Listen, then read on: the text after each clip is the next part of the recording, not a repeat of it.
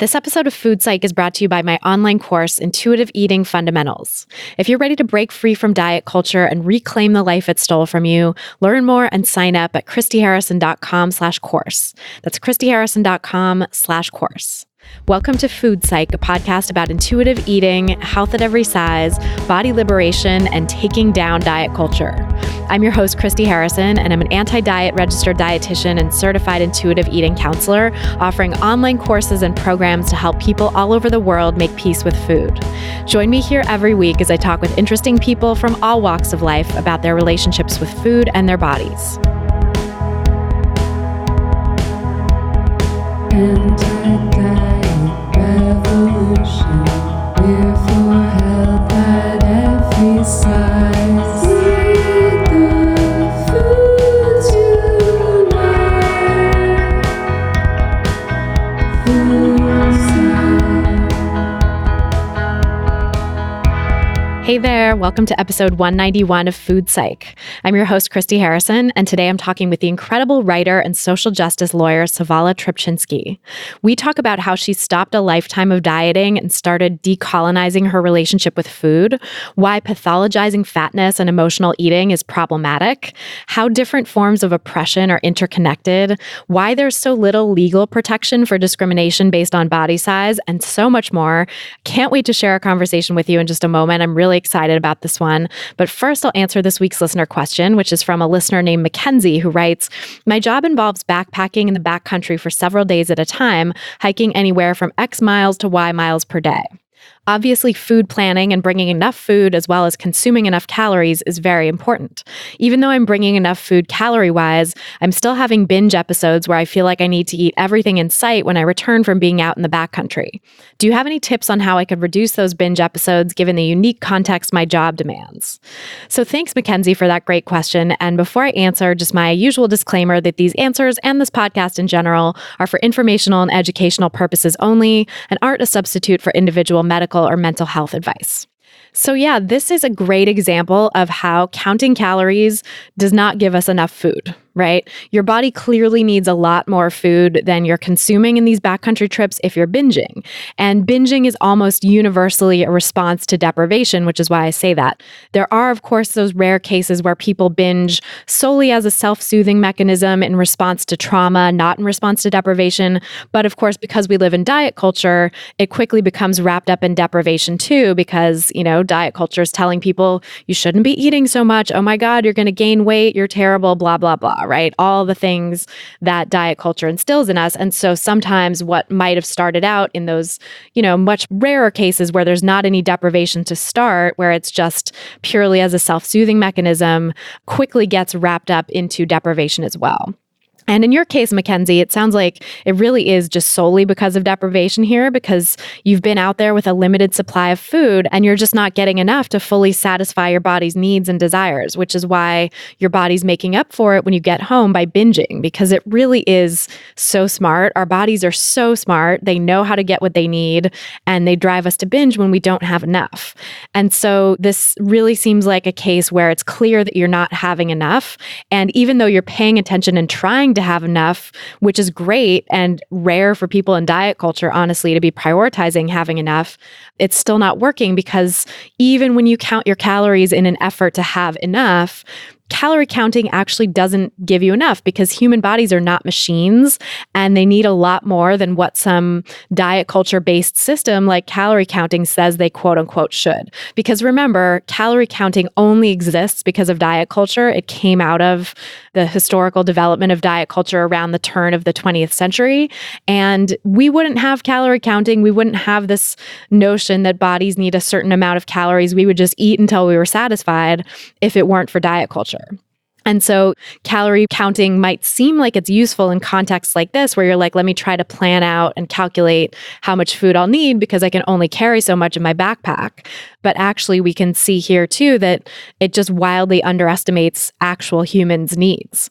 So what I would recommend is packing a lot more food on those backpacking trips than you have been, like quadruple the amount that you've been allotting yourself. I'm talking about like so much more, just so you have an abundance, and then eating as much as you feel like eating at every meal and snack, and truly eating until you're satisfied and not feeling like you have to worry about having a limited ration of food for the X number of days that you're out there on this trip.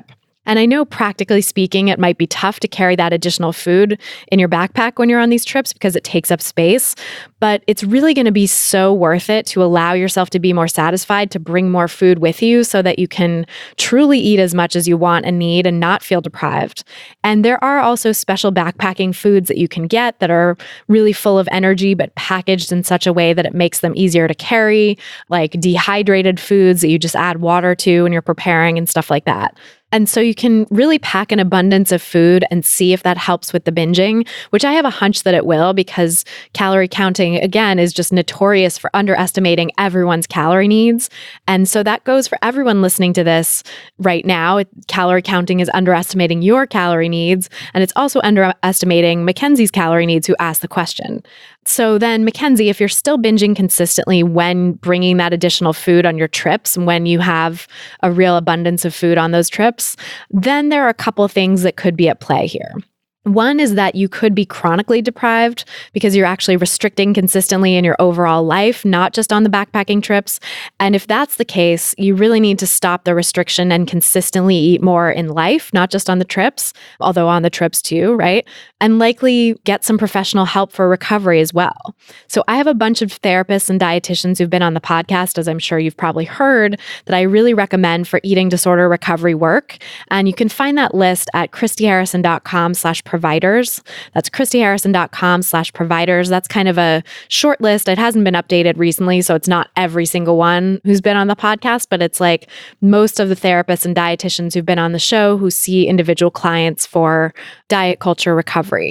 So yeah, that is a really good place to start for getting professional help. And then the other possibility for you, Mackenzie, is that if you start packing like 4 or 5 times the amount of food you've been packing and you're still consistently binging when you get home, some of that deprivation you're experiencing on your hikes could be deprivation in terms of the variety of foods that you're eating.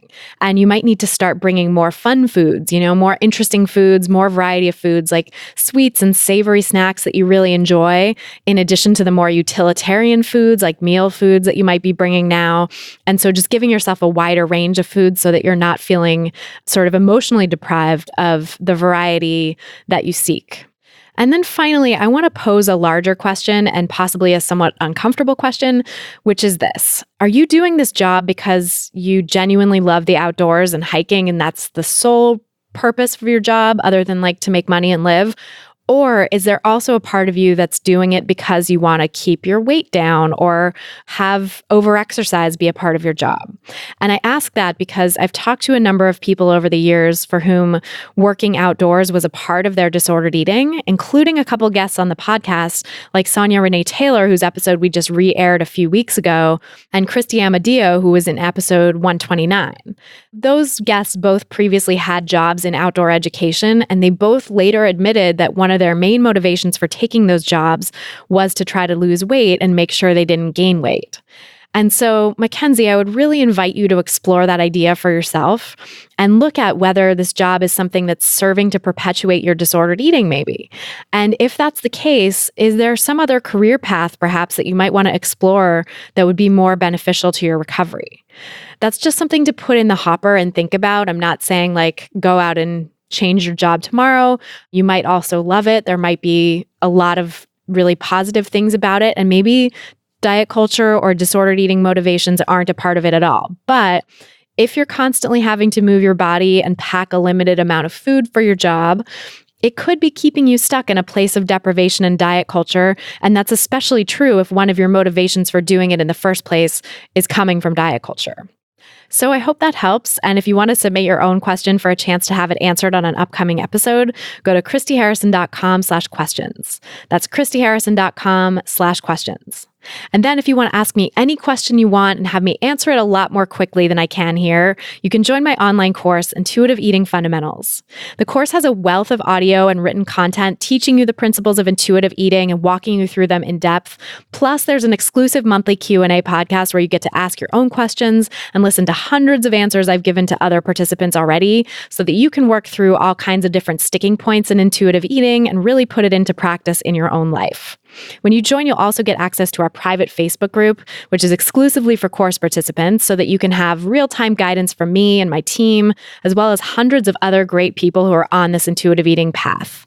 A participant with initials MO wrote to me and said, I had been listening to Food Psych for a long time and my relationship with food had improved, but signing up for the course helped me get to true and complete freedom from dieting and restriction. I'm so grateful I decided to sign up.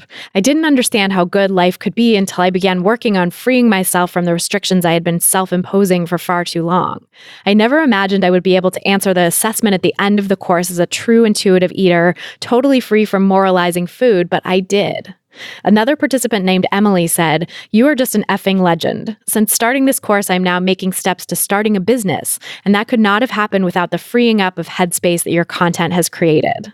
If you're ready to break free from diet culture and reclaim the life it stole from you so that you can do something like starting a business or whatever your dream is, you can learn more and sign up for the course at christyharrison.com/course.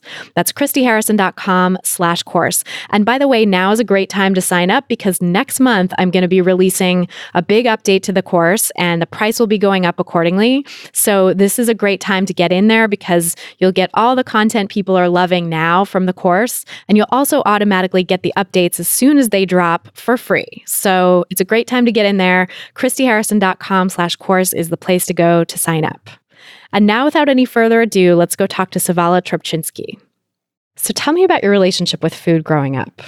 I think that my relationship with food growing up could be a 5,000-page book because it was really complicated really early on. Probably one of the important background bits of information is that I come from a mixed race family. My mom's side is the white side of our family, and my dad's side is the Black and Mexican side of the family. And I grew up mostly with my mom and mostly with her, my grandparents being her parents and aunts and uncles on her side of the family. And that comes into play kind of as things unfold for me as a child. But the most pronounced thing that would mark my childhood experience of food was being on diets at a really, really young age. Like 2 or 3 or 4 was when I was first aware that I was too fat, quote unquote. And it's when my mom's side of the family started to kind of see that as a problem and attempt to help me manage that problem with dieting, basically. And I went on and off diets, starting at that kind of preschool age, definitely throughout my entire childhood, and really until I was like 37, 36 years old. So anything that you would imagine an adult kind of experiencing who's going off and on diets, I experienced also as a young kid. And it sounds like you were put on diets so young that you might not even remember what intuitive eating was like. Like you probably don't have a conscious memory of that.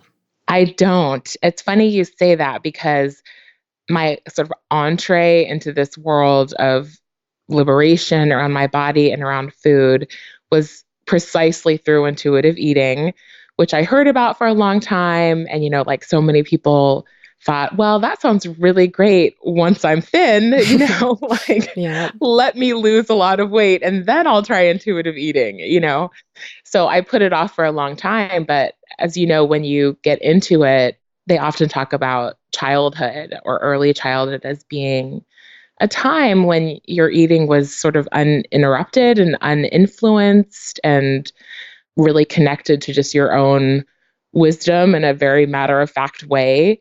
And I really don't remember that. I remember feeling like, oh shoot, maybe there's no way out for me when I realized, oh, I don't have a touchstone for that, as a child.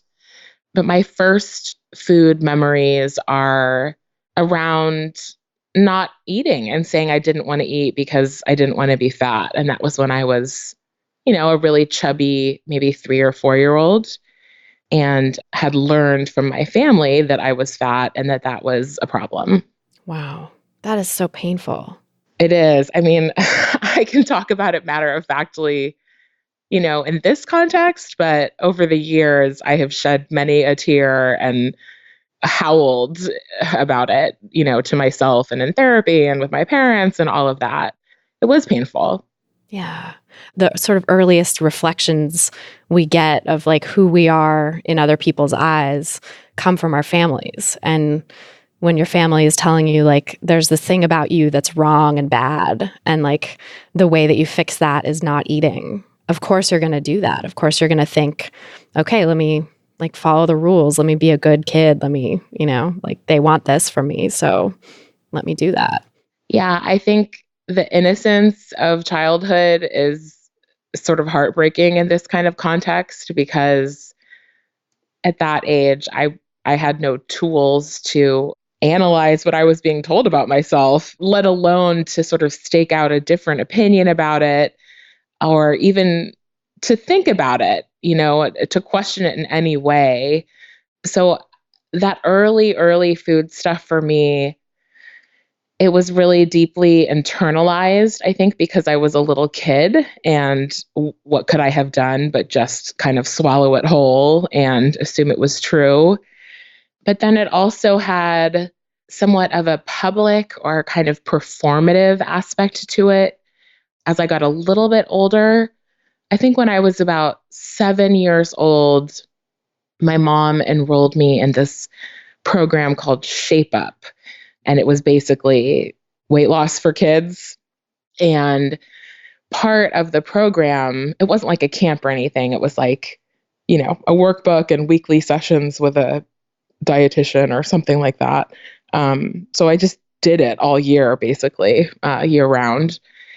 But one of the components of that involved basically like telling people how much you weighed and kind of soliciting their reaction and their feedback about it. Oof. Yeah. So oof is right. So when I was in second grade, I remember on Monday, I'd have had my weigh-in on the weekend. And on Monday in second grade, when we had the kind of first circle time of the week, I would tell everyone what I weighed, and people would applaud if I had lost weight, And these are my fellow 7-year-olds. Like, they were just doing what seemed right at the time. Or I think the year after that, there was some sort of a thing where in the lunch line, like through the program of Shape Up, I was supposed to tell the other kids to help me make good choices in the lunch line. Oh my God. Yeah. So other kids would be like, oh, great job, Savala. Like, you're choosing the salad, or uh-oh, don't get that hamburger, that kind of thing. So it was simultaneously a deeply private interior experience because I was so young, but also something that left me feeling really on display and kind of unsheltered and seen in a way that was confusing and hurtful and caused a lot of issues as I got older. I can imagine, because it's basically like that program sounds like it was conditioning you to solicit public shaming for your size and like solicit other people to be the food police. Yeah, I think that was the idea. That was kind of the way that the program understood creating a support system, to have a sort of network of your peers supporting you in this attempt to lose weight. I mean, it sounds so backwards and crazy and awful now, but this was the early 80s. Like, it was just a different era. I should say, because my mom can come off pretty badly in this kind of conversation as my primary caregiver. Well, I definitely have at times been super angry and in so much pain around that aspect of how I was raised and her role in it. I've come to a place where I just understand that she was doing her best and it was misguided and it was messed up, but she was trying to parent me in a way that she thought made sense. And she herself learned all kinds of really, really fat phobic things from her mother, who learned them from her mother, who learned them from her mother. I mean, literally, we have stories, going back generations of this kind of behavior and mindset. So she didn't make all the same choices that I would have had her make, but I don't want her to be villainized either in this tale. Yeah, that makes total sense. And I think that's just such a good illustration of why this is a systemic issue and a cultural issue and not just an individual issue. Yeah. Of course, parents want to do right by their kids. Of course, she thought she was doing the best she could because, God, too, at the time, like the early 80s was a heyday of diet culture. Like that was when everybody was doing aerobics and like low calorie and low fat and everything was kind of in full swing. So that plus the generational transmission of basically the trauma of dieting sounds like it sort of inevitably pushed her to push you in that direction too. Yeah, I think that's exactly right. And I would add to that the waspiness of her family, WASP, white Anglo-Saxon Protestant aspect of her upbringing and her culture. There was an aesthetic in her family that was just extremely fat phobic in the way that you kind of imagine like an old New England moneyed family to be. And that's the family that I was around most as a kid. My dad's side of the family, as I was saying earlier, is Black and Mexican. And culturally, I'm painting with a broad brush because people are people, but culturally, there's much more acceptance and celebration even of body weight and body size diversity and people who are fat. And I use that word just as a descriptor about myself or other people in my family. So had I grown up on that side of the family, I think there would have been problems of some kind, but probably my body size and my body weight wouldn't have been one of them. I'll never forget when I was like 10 years old, my dad and I drove to LA to see his sisters. And one of his sisters, when she saw me get out of the car, and I was very tall and big boned and fat at that time, she looked at me and her face lit up and her arms opened up to give me a hug. And she said, "Oh, you beautiful Amazon." And it was like the first time someone had said anything positive about my body. So, I was coming off the holidays with my mom's side of the family where, I had to do the trampoline before dinner and I couldn't eat certain food, and everyone very, very openly talked about how big I was getting, to a really, really different kind of embrace of who I physically was. So, it's something to reflect upon, can't undo the past, but there was definitely a kind of ethnic or cultural or racial component to the dynamic as a child that I was experiencing too. Yeah, that makes so much sense. How was it for you to have your aunt say that? What did you experience in that moment of being given positive feedback for your body? Well, it's the only thing I remember from that trip, except for peach cobbler that we made a little bit later.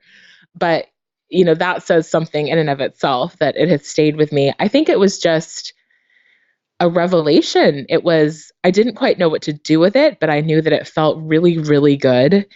And there were no strings attached. It was like somebody giving you like the keys to a brand new car with no strings attached. It was like, seriously, that's how you really feel. And there's no footnote, there's no parentheses, there's no, you would be a beautiful Amazon if you lost pounds. It was just totally free.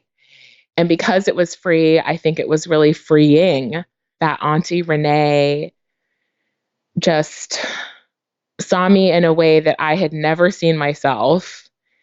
And it didn't stop the cycle that I was in, because I went home and then back into the routine and the grind of dieting that I was on as a kid. But it was some kind of a little seed, or like a little jewel that I kind of kept in my pocket. And I would definitely think about the fact that she had seen me that way all the time as I was younger. And, even now I think about it, and I think about it when I look at my daughter, who's a little one. She's 4 years old almost. And she definitely has my blueprint, like from my dad's side of the family, of just kind of a dense, thick kind of a build, and a big kind of a build. And I see her and I remember what my aunt said. So in that way, it feels like it was just 3 seconds of time, but it's really lasted decades for me. That's incredible. It makes me think of the research that just came out pretty recently, I think, showing that if there's even one person in a child's life who gives them that kind of, just glimmer of hope that like their body is okay, it can make a huge difference in their, maybe not keeping them from necessarily falling prey to diet culture, but maybe somehow helping them come out of it years later, or just giving them a little more self-esteem along the way. Yeah, I love that. I mean, it's just a little tiny window of possibility, or that's what it was at the time. And then as I grew up and started to pull my energy and my time away from dieting, it was like that little window was opening more and more and more and more. And I wouldn't say, I'm cured and now I never, ever think about these things anymore. But absolutely that moment was really meaningful for me. Yeah, I'm so curious to know how you got from there to where you are now. Like, because it sounds like really dieting was all you knew for such a long time. And that really, almost the word that comes to mind is like that colonized your relationship with food. Totally. Yeah. And so how did you kind of like decolonize that? Well, I'm still decolonizing it. That's the first thing to say. And I think that I probably will be for the rest of my life. And I have a lot of peace around that, maybe not, maybe one day I'll wake up and really be like, oh man, it's over. I'm free. But I think I spent almost 40 years in that place. And I just accept that whatever that road looks like over the next 40 years is probably just part of what my experience on this planet will be. And so I can bring some curiosity and kind of spaciousness to it. But the way that I really stopped dieting was sort of not by choice, actually.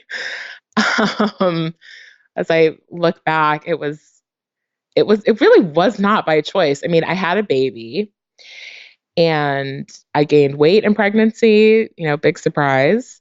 I did not lose any of the weight that I gained in pregnancy, partly because I think I tried but wasn't able to breastfeed. And so I switched to formula pretty early on. And, I don't know if this is always true, but a lot of women talk about how breastfeeding helps them lose the baby weight, helps them, Quote as they unquote, say. yeah. Yeah, exactly.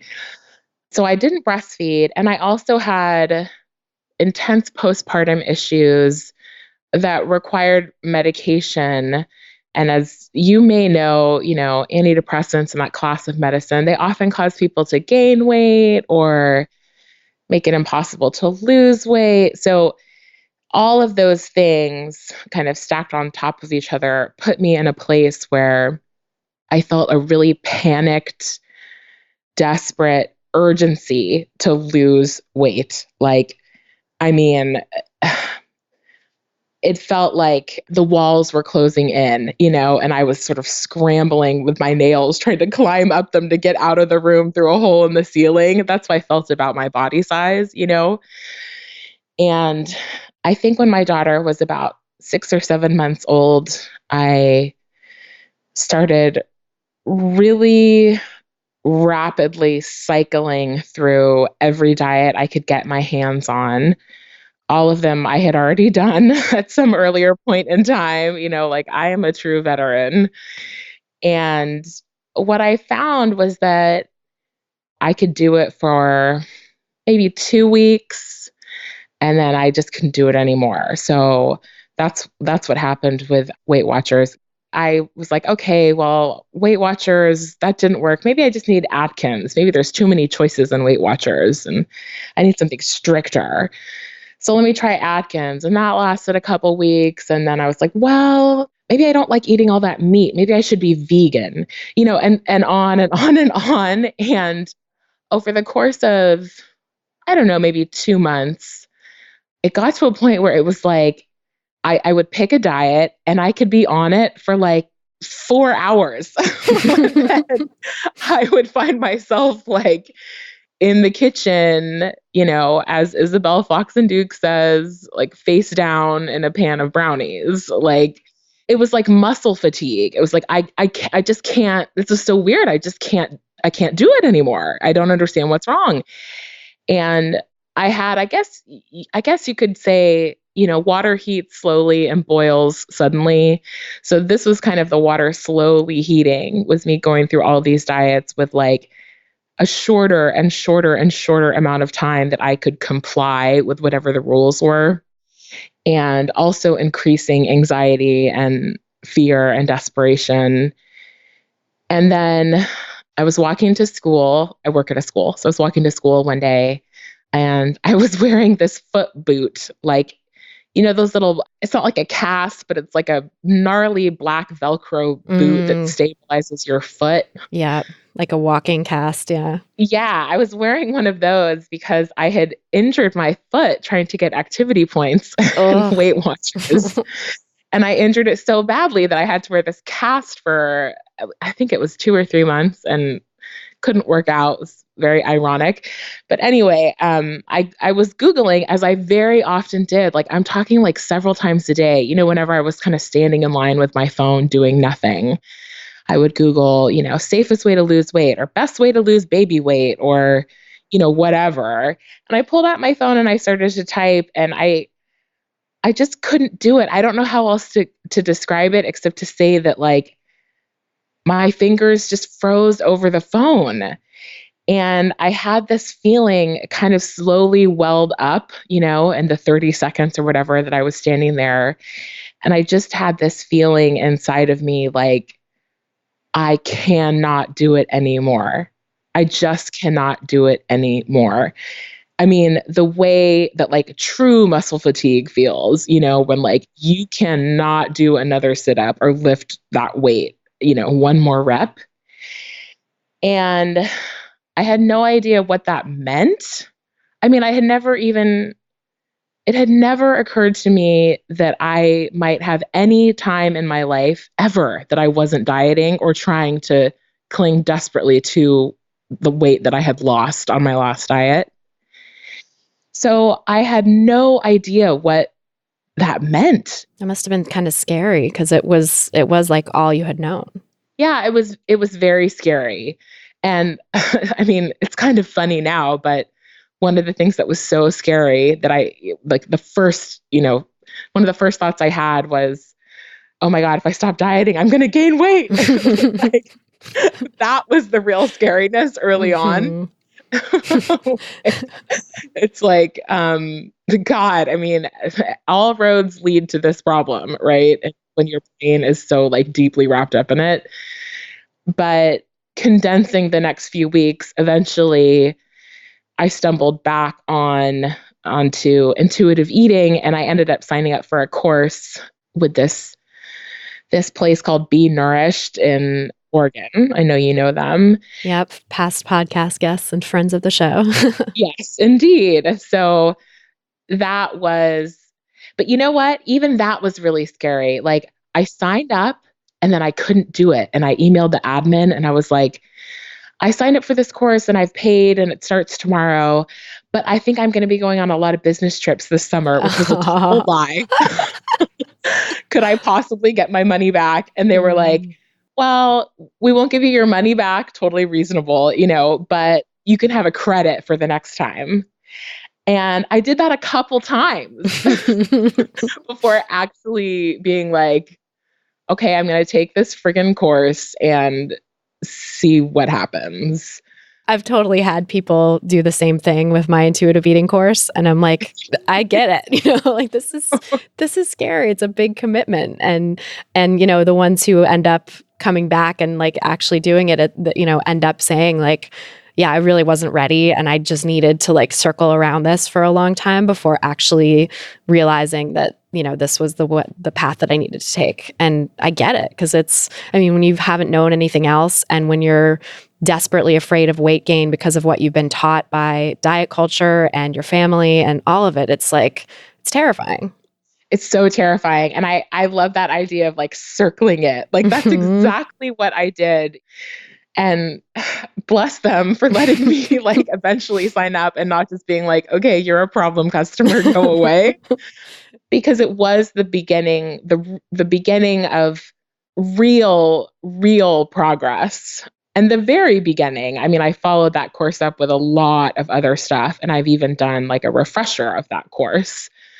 And I'm always on the lookout for, other things that can kind of bolster my skills or give me a new way to exist without dieting, But that was kind of the first handhold or foothold I got into this kind of dark wilderness that was life without dieting. I'm curious how that even happened. Like, were you just Googling around this general area of like how to not diet in those couple weeks and then stumbled onto Be Nourished? Or like, how did you sort of decide to take that first step into that world to begin with? Well, so I found them at that point by Googling intuitive eating and like going through various rabbit holes on the internet and then stumbling upon the course that they have. But I had heard of intuitive eating, way before then, like years and years before then, but just felt like, there's no way I'm going to do this until I'm thin. And then maybe it's a good maintenance plan, So I went back to that concept and somehow, their website popped up. Wow. That's amazing. Very lucky. I know. And it's amazing too how many people have like a seed planted about intuitive eating and just aren't ready for it, but like the concept is out there. It's especially now, I think, becoming sort of trendy for places to write about it, even though they don't get it correct, because oftentimes it's like, oh, this is the great way to lose weight and like maintain it permanently or whatever. And it's like, that's not what this is about. And there is some of that out there. Truly, right? Like you will find people who have, that's their business is kind of intuitive eating for weight loss. Yeah. So it's definitely out there. Beware as you're Googling this, listeners. That's out there for sure. And that's kind of what I think a lot of people who are first starting down that road and don't really know what it looks like and are very much just coming right out of diet culture. I feel like that's almost the first step of intuitive eating a lot of people take is like getting into Janine Roth or like these other sort of iterations of intuitive eating that are geared towards weight loss, which isn't really intuitive eating, but like, it's sort of like twisting intuitive eating in the service of diet culture. It is. And I have to say, with all due respect to Janine Roth and no shade to another woman who is trying to make it in the world, even when I was in the throes of dieting, that kind of gospel of Janine Roth, it really, I did not like it. I really chafed against it because, literally because I heard of her through Oprah. She was on the Oprah show at some point. And Oprah, maybe not anymore, I have no idea, but back then she was really wedded to this idea that inside every fat woman is a thin woman, like she said in her Weight Watchers commercial, and that fatness is a pathology. It's a sign of something. There's a reason for it. And the reason is dark, and I chafed against that. I bristled. It just made me really uncomfortable. And so I never really liked Janine Roth. I bought the books, and thought maybe they'll work. Mhm. But some part of me was like, I don't like this. And I look back on that now, and what I think was happening was some part of me understood that my body is what it is because of my genes. I am in the body I'm in because this is the kind of body my dad had and the kind of body his whole side of the family has. And this is the genetic blueprint that I inherited. So while I certainly had pathological, quote unquote, relationship with food at certain points in my life, it was because I was dieting, right? Right. Because I was fighting who I actually naturally am. It wasn't because who I am is unnatural. You know what I mean? Yes. Oh, that is so well said. Well, thank you. So some part of me, I couldn't have put my finger on it at the time, but some part of me, I think, knew that. Mhm. And so I never really, really liked that message that she and Oprah kind of had about the pathology of fat people. That's really great that you had that intuition. And it sounds like there's a part of you that was taking care of yourself, actually, by not getting sucked into that idea that, your fatness was because of some trauma or pathology in you. Well, I knew that it wasn't on some level. You would hear stories of sort of very often in the kind of like, we lost kind of issue of People magazine or whatever. They have a woman who is in a thin body, but used to have a fat body. And she's telling her story. And very often there's some kind of like moment of crisis after which she starts overeating.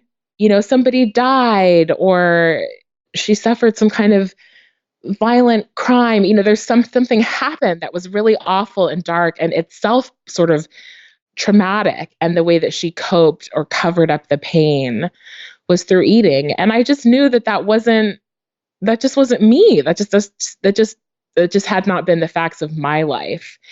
So there had to be another way to understand fatness because I was fat and that wasn't why. Yeah, you just knew that wasn't your story. Yeah. And I think that story can be so toxic for people who feel like they do see themselves in that to some degree, because it's like, I think I know from a lot of clients that I've had, there's definitely sometimes an inciting incident for people where they're like, this is when I feel like I started using food for comfort. This is when I started binge eating or whatever. But also when we sort of peel back the layers and look at like what was going on for them before that happened, I would say in the vast majority of people that I've talked with about this, there was always fat phobia first. Yeah. That was predating. And often, we know this from the research too, like people who are dieting and who are deprived of food have heightened sensitivity to food as a stimulus and heightened sensitivity to the reward values of food. And so moments of trauma where you need some self-soothing and like a reward value, if you're already dieting, you're already deprived, you're already self-stigmatizing about your size, food is going to be a very salient way of self-soothing in those moments. And also, even if you're not doing it with any sort of history of restriction to start, even if it's like in those sort of rarer cases from what I've seen of like people who just sort of turn to food as an emotional coping mechanism from trauma in the absence of any fat phobia first, you're still living in diet culture. And so you're still getting the message from diet culture that like, oh my God, what you're doing with food is really bad. It's making you gain weight and that's bad. So we have to police your body. Usually like the hammer comes down pretty quickly after even the most innocent kind of turning to food for comfort, so that it just exacerbates the entire situation. It makes into a problem something that wasn't a problem, that was just like a coping mechanism. It turns that coping mechanism into something pathological when it isn't really. It paints it as pathological. Yeah, that's spot on. And I don't dispute any woman who says I started to, overeat or, whatever because of something traumatic. If that's someone's story, that's their story. I just knew that it wasn't the only story, but it was the only story we heard. It was like, there has to be more out there or more to this. But we, at least in that time, that was the only show in town. It was like something bad happened to you or you're messed up, and that's why you eat too much. And if we can just fix it, then you can be the thin person that you're meant to be. Right. And I think that really, I mean, I've been doing some research on the history of diet culture for my book because I have a chapter on kind of like, how did we get here? Where is diet culture from? Why is it a thing?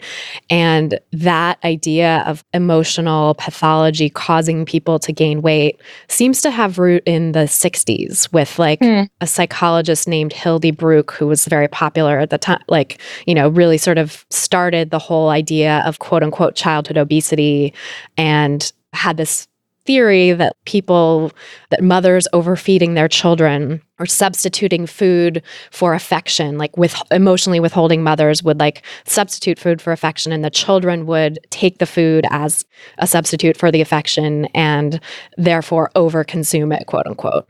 And that's where fatness came from. And that idea really kind of took hold because already diet culture was, you know, had been in full swing for like 75 years at that point, and people were increasingly, like any diet, you know, because diets don't work long term, and more people were getting on board the diet culture train, then it was like, oh God, why isn't this working? There must be, you know, is there something wrong with me, basically, Right. that I can't do this?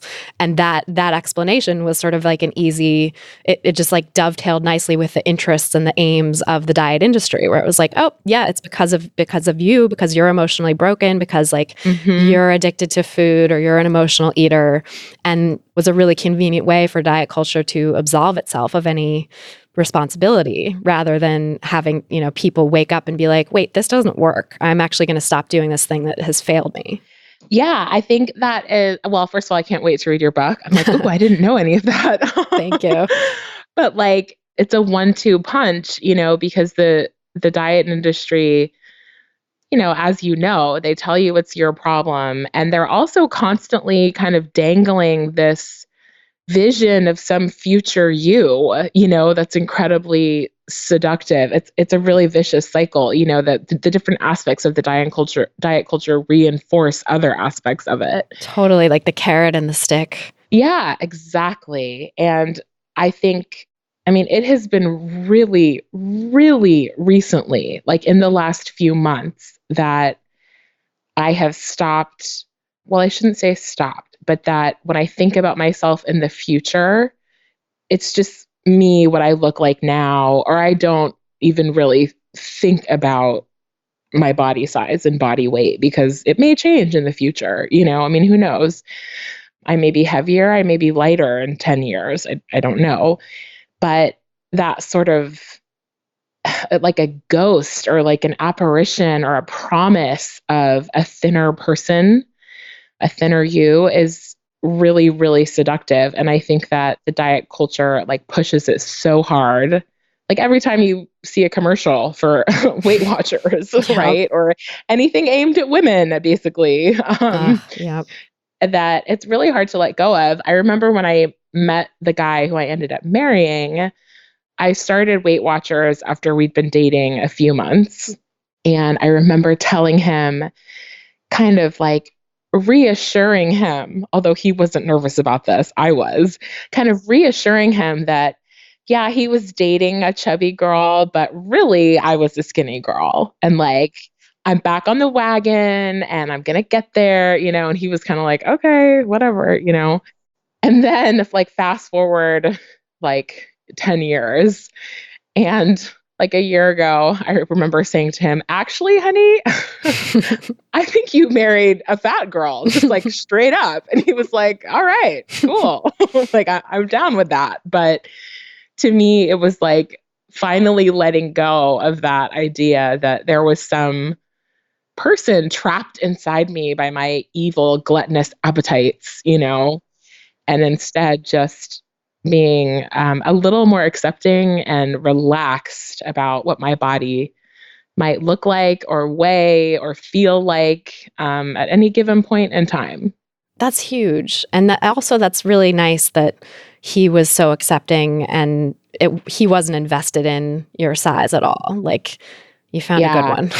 I did find a good one. Thank God I didn't ruin it, because I used to quiz him early on. Like, I was skeptical. Like, well, have you ever dated a really fat girl? Have you ever dated a really thin girl? I was this way about race too. I was like, have you ever dated other Black women?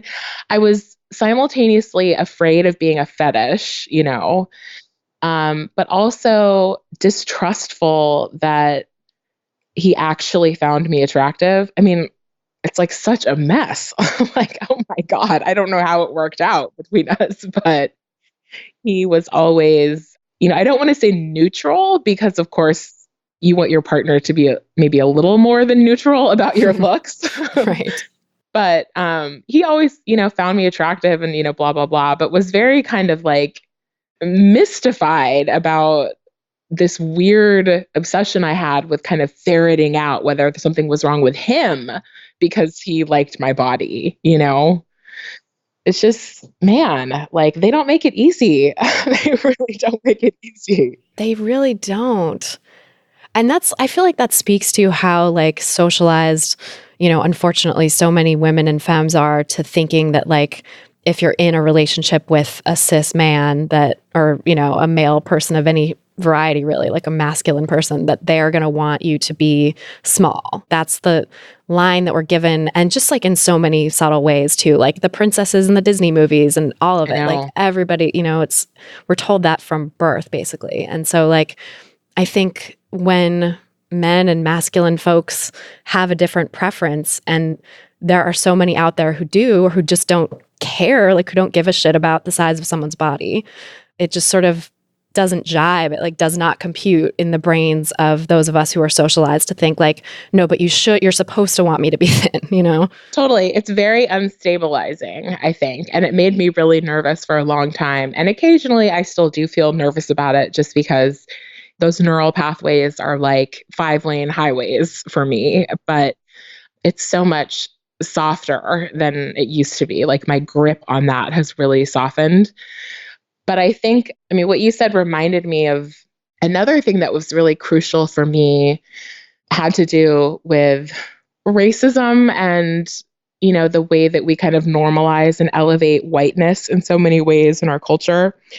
And, this idea that a man, and I use the words man and women inclusively, that a man is supposed to like a thin woman. It's very white, in a lot of the brown parts of the world or brown cultures, that's just not the case. So something happened to me. I don't know exactly where it came from, but I began, maybe like 6 or 7 months into my journey toward liberation around weight, I began to see how much of my fear of my own body size and fear of fatness, and let's be honest, the sort of disdain for fatness in others I sometimes felt and projected onto them, was really, really tied up in, call it what you want, racism, white supremacy, that they were cousins for me. And I started to see that a lot of my fear of being fat was actually fear about being a fat Black woman. To be accurate, I needed the Black woman to be part of it too, because of stereotypes of like mammy and kind of the big, sassy, tough workhorse Black woman that are so flat and dehumanized and sticky in our culture. And I saw that, like, if my husband were Black, he's white, if he were Black, I wouldn't have had the same concern about whether he genuinely liked, my chunky, fleshy legs, And so I started to like put these pieces of the puzzle together. And then it became like, for me anyway, then it became like political in addition to sort of personally important for my salvation. It also became kind of like disgusting to me on a broader political level that it hadn't been before. And I became more committed and more tenacious to somehow, by hook or crook, freeing myself from diet culture and all the stuff that comes along with it. I'm so glad that you did, like that came to you, because I feel like that connection between racism and body size has been so obscured. And that's another thing of like the history of diet culture I've looked into, is like really it did come out of this sort of mid 18th century, late 18th century, like ideas about race, basically, and the sort of fake racial hierarchy that was created at that time to justify the pre-existing oppression of people of color and Black people already that existed. It was like, now there was this supposed evolutionary justification of like, well, here are the more evolved races and here are the less evolved races. And like those ideas started to get popularized, and Sabrina Strings, who's a professor of sociology, I think I'm going to have her on the show soon too, but she talks about like fearing the Black body became kind of a thing at that point in history. I can't wait for that interview to come out. But yeah, I mean, it's obscured, but then once you look at it, it becomes pretty clear. It's like, oh, wow, these things are really, really connected. And I don't want to be part of it. I just don't want to be part of that. I don't want to pass it to my kid. I don't want to do it to other human beings, especially women, although men deal with it too. I just don't want to do it anymore. And so the more reasons I have not to do it, the better, because the culture is always trying to kind of get you back in. Yeah, it has all these sneaky ways that it tries to pull you in. Oh, it's not a diet, it's wellness. Like that's bane of my existence. Weight Watchers with their like WW now or something, that's I know. When Kentucky Fried Chicken became KFC, it's like, it's still fried chicken, guys. I know. You can't hide it. Words anymore. Yeah. Oh, that's just so cool that you're going to have her on your show. That's amazing. I know. I'm so excited. I think that's a part of like the history of diet culture too, that has not been explored enough. And that like another scholar, maybe 5 or 6 years ago had written a book that included a lot of that stuff, but Sabrina Strings like really digs in. Like it's so detailed and such incredible history that I had never really read about anywhere else, and mind-blowing. People are probably more ready for it too. Yeah. Than they were even 5 or 6 years ago. That's so true. I mean, I think one thing about like the post-Trump era really is that it's like woken a lot of white people up basically to the racism that has always existed in this country, that I think a lot of white folks were able to just be like, well, we had a Black president, we're good now, and it's like, no. Yeah, totally. So now is a time that we're ready to be talking about this stuff. Yeah, I think so too. It makes me hopeful, for my daughter. Like even just the fact that there's Instagram, and anytime I want to, I can go find images of fat people that sort of suit my taste and my style and, reflect me in some way that I like. When I was younger, when I was a teenager, it was literally impossible. It was just literally impossible, I don't think I saw people with my body reflected back to me in a neutral or positive way on any kind of a regular basis until I joined like Tumblr or Instagram like 5 years ago.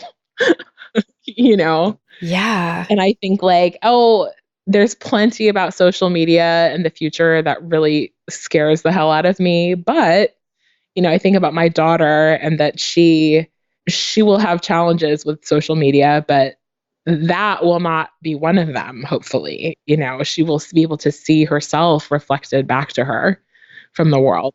And also to have you modeling a different way, like, because you've now broken the cycle, not that you're fully there and that anyone ever fully arrives anywhere really, but like, but you now have that awareness and you're working toward not being invested in diet culture anymore. And like, that's such a gift that so many people don't get, and that you didn't get from your mom, or that she didn't get from her mom. And so that's pretty amazing.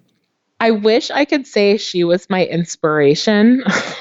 That would be kind of like the beautiful, appropriate thing to say. But when I started this journey, it was just my own desperation and panic and sense of being like totally wrung out and worn out.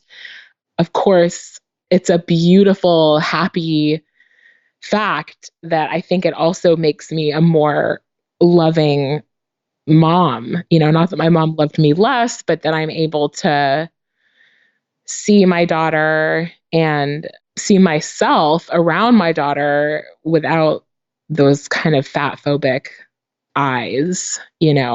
Yeah, you can treat her in a more loving way with regard to her body. Yes, exactly. And we follow this idea about the division of responsibility with food. Does that ring a bell? Yeah, totally. We've talked about it a little on the podcast, the Ellen Satter approach. Yeah, the Ellen Satter approach. Good old Ellen. Which is great. What we do, we just don't comment on her food or her appetites. We might talk about like, oh, isn't that crunchy? Or, yeah, we're hungry. It's time for dinner, or, whatever. But we don't in any way police how much food she puts in her body. So we think of it as like our responsibility is kind of to put the array of food on the table or in her lunchbox or whatever. And then it's her responsibility what she's going to eat, whether that's half a sandwich or she's really hungry and she wants 2 sandwiches. I mean, no doubt we're doing something wrong. But, I mean, all parents are, I guess. But yes, but it's so different from how I grew up. And our hope is that we reinforce her natural instincts in her body and her, that as she gets older, she has a sense of trusting intuitively, there's that word again, when to eat and how much to eat without attaching some kind of a consequence or meaning to it. That's great. We'll see. Yeah. How is it going so far? Like, how does she seem to be relating to food in her body now? Well, I think it's going well. I don't want to talk for her, but I will say that I do still struggle with my own judgments or instincts, learned instincts that flare around eating. So it's not effortless to divide the responsibilities. It's probably scary when you see her eating something that you have maybe a reflexive like diet culture reaction to, or, quote unquote, eating too much or quote unquote, not eating enough of particular things. Yes. And I know that is my story, that like I am bringing that to the table because of how I grew up and my own anxiety. But I don't know, maybe the pendulum has swung like too far. I do not talk about dieting. I do not talk about, I just like, we are a dry household when it comes to that kind of stuff. Like, I do not subscribe to the same magazines I used to. I mean, I'm pretty uptight about it. Like, I have even, gotten kind of snippy with members of the family about how they talked about her or her body or her food. And I make a point to be, naked around her a fair amount. Hopefully I can say that on the radio. Oh, yeah. Because my body is just what it is, but I want her somewhere to have a memory or just an unconscious sense of like the normalcy of a body, with its lumps and bumps and the things that hang and the things that jiggle and, all of that stuff. So, and that's actually been it's been healing for me. And it's been something that's helped me kind of stay on the path because I cannot model dieting for her. I cannot do it. I won't let myself do it, Yeah, totally. I'm sure it keeps you really committed because it's just like, I don't want this for her. Yeah, I really don't. And I already see just in like bits and pieces how it seeps in from the culture. I already see it, she's not even in kindergarten. And I hear her and her little friends talking about who's pretty. They don't even really know what that means, but it's like, it's already there. So it does keep me committed. Yeah, it really is so insidious, the little ways that it creeps in already. But it sounds like you're creating such good boundaries in your household for that. Like you're making a safe space that it's diet culture free for her, so that even though there's that stuff on the outside, and I'm sure it'll get even more pronounced as she grows up. I can only imagine what it's like to be a teenager now, like, I know. God. But that you have this sort of like safe place to come home to, I think is going to mean so much to her. I hope so. I certainly hope so. I know my mom didn't have it, and I know her mom didn't have it. I was talking about this stuff with my mom the other day, actually, and she told me how one of her memories of being a little girl is of being at the beach with her mom and her grandmom, who was an old lady, and how every time they were at the beach, her grandmom would point to other women and say, "Am I thinner than her or fatter than her?" Oh, no. Yeah. And like, it was just kind of like the grandma at the beach game.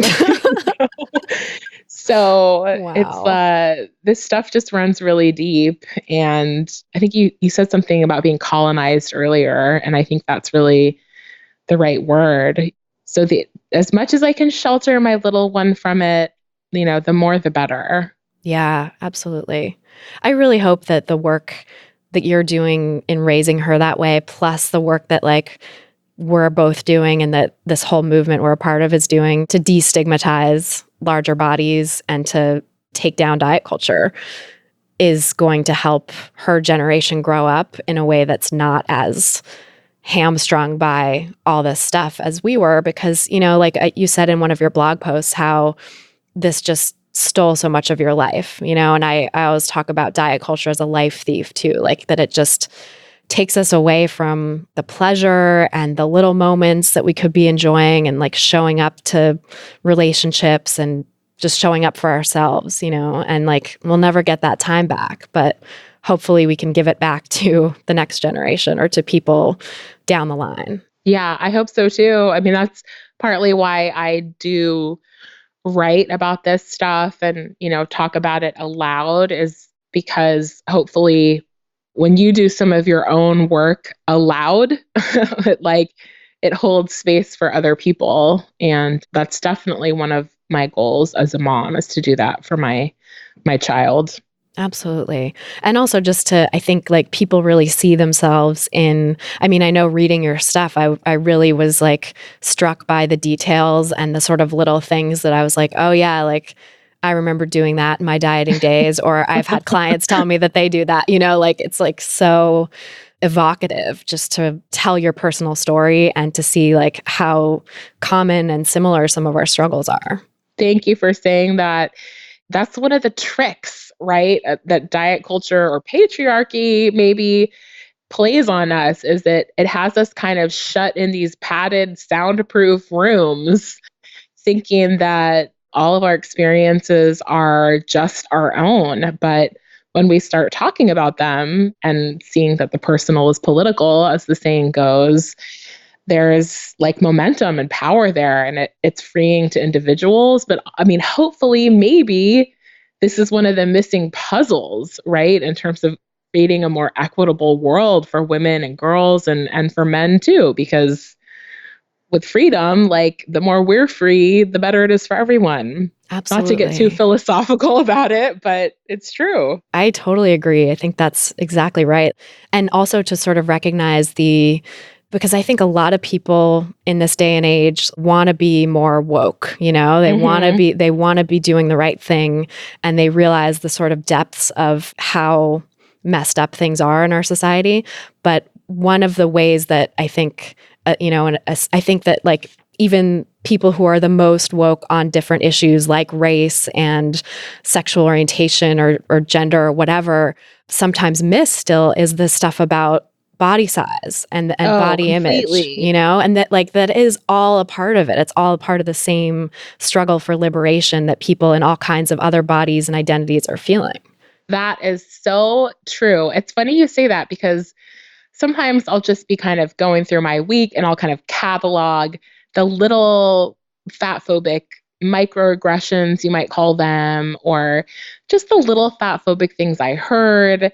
And I never really know how to address them, maybe with someone who's really close to me and I can kind of have a private moment with them. That's one thing, but like in a group setting, and I have this fantasy of being able to go back in time and say to people like, can you imagine saying this about a different group of people? Like, can you imagine saying this about Black people or trans people or immigrants or whatever? Like, I was in a wedding recently and it was a beautiful wedding and I wouldn't change a thing, except the photographer was trying to kind of, as the women were lining up for pictures, the photographer was kind of getting people to look slimmer by like putting their arm this way or their chin that way or whatever. And then, as we are wont to do, the women all kind of chirped in with like, oh yeah, God, I had a lot of bread yesterday, or, you know, whatever, right?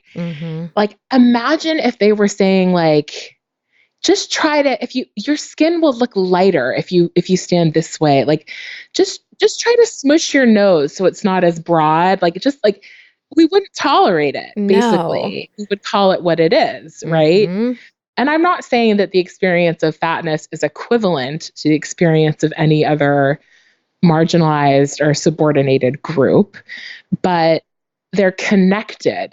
They're connected. And if you understand the idea of intersectionality, like, you know that they're really connected, that like, for me as like a brown Black woman, when I hear those things, I can't separate them from my race because they aren't wholly separate from my race. So fatphobic comments are racial comments to me. And I think, yeah, at some level they, you know, at least historically, they kind of always were. And now it's like, there's definitely obviously different ways that racism and fat phobia show up in the world, and for different people who maybe have like one of the, you know, one identity but not another, or have both or multiple marginalized identities, like those experiences are also different. But yeah, I think it's inextricable. Like, we can't say like, let's eradicate fat phobia and everybody, no matter the size of their body, should be accepted and respected, and not also say that about every other marginalized group, right? It's not like we can just target one form of oppression and forget about all the others, because they are all connected. And like, I forget who said it, and I think maybe it was even someone on this podcast, but probably quoting someone else saying like that all oppression is connected, you know, that it's the system, that the roots are sort of intertwining underground, even if the sprouts look different up top. Totally. I couldn't have said it better myself. I wish I could remember who said that originally. Maybe it was you. Maybe it was me. I do sometimes forget when I say things. And then I'll be like, oh, I have a person who helps me out with like doing memes for social media. And she'll sometimes put like one together that I'm like, oh my God, I completely forgot I said that. And like, that's a really good quote. Like, it's from like ages ago. Nice. Yeah. Oh, it's so good talking with you. And one thing that I wanted to get into that we totally haven't really had time for, but maybe just have like a quick moment at the end to talk about, is your experience being a lawyer and some of the fat phobia and racism and stuff that's come up for you in that field. And, you know, you talked a little bit about that in this column by Virgie Tovar that we'll link to in the show notes for this episode, about your experience of being a larger bodied woman in the workplace in general.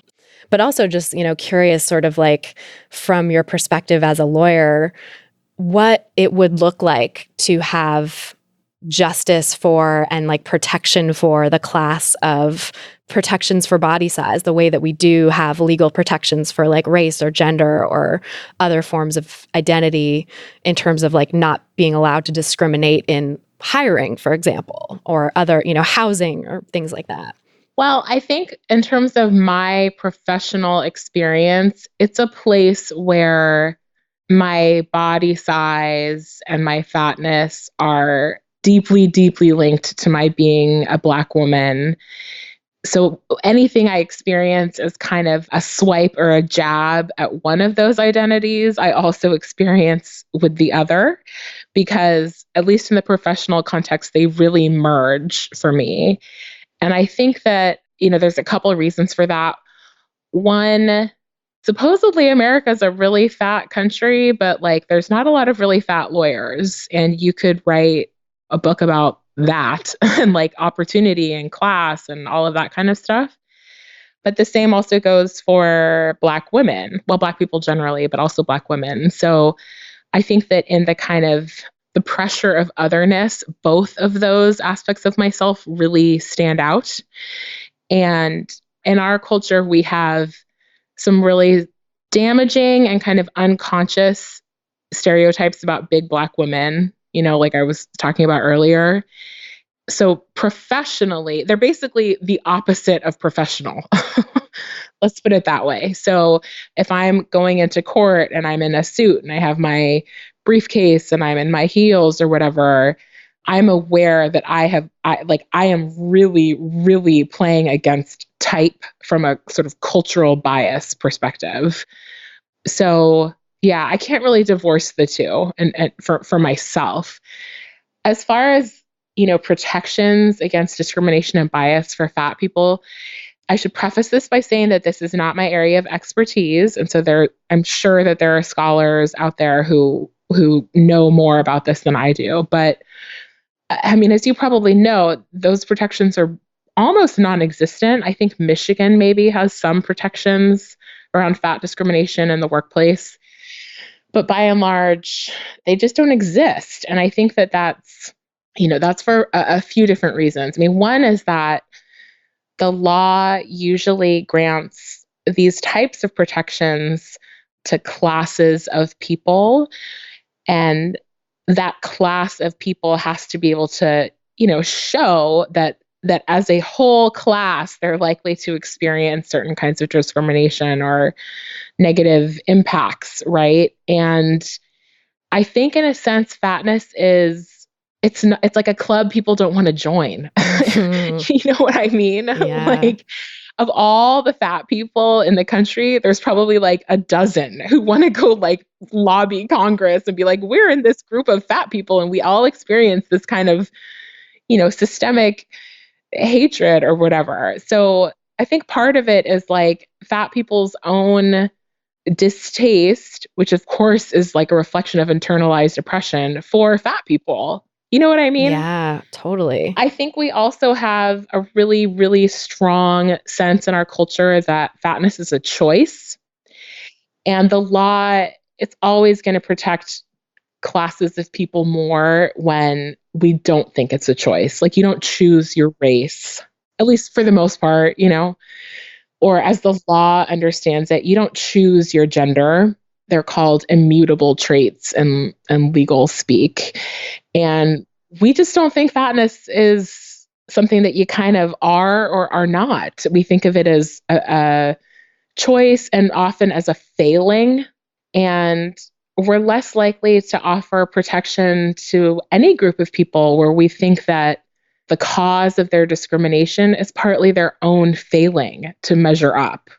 So I think we have a very, very, very long way to go. And most of it is not legal. I think most of the work is like your podcast and like, this kind of stuff happening that's beginning, like turning a huge ship. It's like slowly shifting the way people think about body size. Right. And it sounds like maybe the law kind of lags behind that shift in the culture, at least in this case, because like we have to turn the ship towards like understanding that body size is actually immutable in a sense, in that like, yes, you can change it short term, you can suppress your weight short term, but long term, that's not possible. And actually, there's decades of good research showing that, even though that research doesn't really get the airtime in the mainstream health Yeah, not yet. Not yet. Exactly. It's starting to. They pulled out a BMI chart at my daughter's 2-year checkup. Oh my God. And I was like, put that away. Yes. So it's not out there all the way yet, but little by little. And I think, I'm sure anyone can remember or think back to the 60s and see pictures of like, say it loud, I'm Black and I'm proud, or Black is beautiful. Like, there has to be a sort of critical mass of the group who want to band together and experience their identity and live it out loud and with pride. And I think that's growing, right? Yeah. Yeah. The more people are like, screw this, I'm not dieting, my body is going to be what it is, the closer we are to that. But I don't think we're there quite yet. I also think like some people have made the legal argument, like in lawsuits, that they should have protection from some, being fired because they're fat, for example, because fatness is a disability. And it's not for me to say what's right or wrong for any plaintiff in a particular case, but to me, that seems like a very troubling road if we were to, head down that en masse. Yeah. Of course, I'm not saying fatness cannot be a disability for a particular person or be related to a disability, but like on a public policy perspective, that would seem to me like really doubling down and kind of moving backwards on some of the fat phobic diet culture stuff that we already are trying to undo. Right. Absolutely. Those are great points. And I think that probably goes a long way to explaining like why it is such a tiny fraction of, of all the municipalities and states and stuff in this country that have any sort of protection. Because I think there's like a couple cities in California, maybe Santa Cruz has some law in the books about this, and like maybe a couple other cities, but there's almost no government has come down with legal protections for larger bodies. And I think that makes a lot of sense, that we just don't have that critical mass yet of people who are willing to fight, but it is getting there. Like it is, I mean, every day I feel like I'm seeing something new where I'm just like, oh, wow. Like Samantha Bee just like had like a segment on her show about fat positivity and why dieting doesn't work. And like, yeah, it's awesome. I can send it to you. Yes, please. I would love that. Yeah. She has two writers who are fat, Ashley Nicole Black, and I forget the other one. I listened to Ashley Nicole Black's podcast and it's really good. And she like talks about, just sort of in passing, talks about fat positivity. So I was like, oh, she's really cool. And then saw this segment and was just like, hell yeah, like that's awesome.